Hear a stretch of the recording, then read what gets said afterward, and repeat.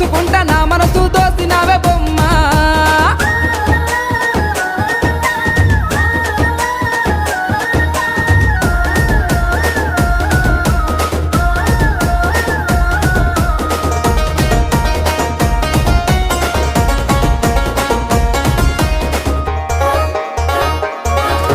నింగిలోని సుక్కల్ని తెంపుకొని వచ్చి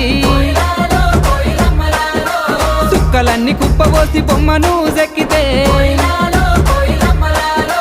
చక్కనైన నీ రూపు తయారు అయ్యనో